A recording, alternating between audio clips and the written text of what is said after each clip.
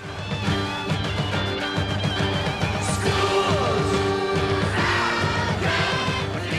The idea of rock stars wearing makeup and cross-dressing seemed to appeal to the British with their tradition of pantomime theatre. What perhaps was more surprising was how much it also appealed to a teenage and largely female audience. But there was one British star who had already started experimenting with much the same look. Marc Bolan had previously been a hippie of the most traditional sort with his band Tyrannosaurus Rex. Now he shortened the name to T-Rex and began to develop a much tougher, more guitar-based sound that was perfect for a 3-minute single.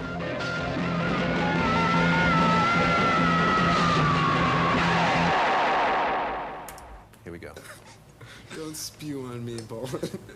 With him behind the board? With him? Both those cats up there run bright and white swan. Hey. Number 2 in the 540. Yeah. Leave it in. She's my woman of gold, and she's not very old. Now, a big part of the T-Rex sound was the repeat echo. We didn't have many special effects, but we had repeat echo, which is the voice being repeated about 100 milliseconds immediately after it's sung. I don't mean to be bold, but may I hold your hand. Now, that sound's been around since Elvis's day. Okay, Flo and Eddie. You remember that bit? And of course there were drums on the record. And Marc's rhythm guitar. Now this guitar was live. It wasn't a so-called scratch guitar, which nowadays everybody records a scratch guitar and then it's wiped and they put on a nice slick guitar. The nice thing about T-Rex records was that they weren't slick.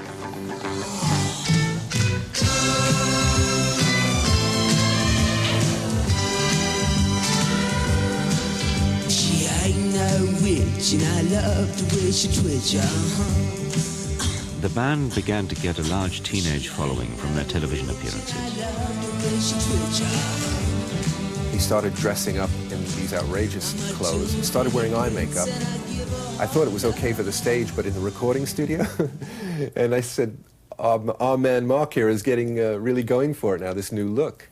And it was a pretty courageous thing to do. People were still wearing jeans and had very, very long hair, and Marc didn't get the approval of everybody. I'm sure he was being called perf left and right. But he went ahead with this look, and it caught on very rapidly. You're dirty and sweet, clad in black, don't look back, but I love you. You're dirty and sweet, oh yeah. Still in your week, you got teeth of the Hydra upon you. But despite the success he had achieved in Britain, he was unable to break into the American market, and his singles started to become formulaic and repetitive.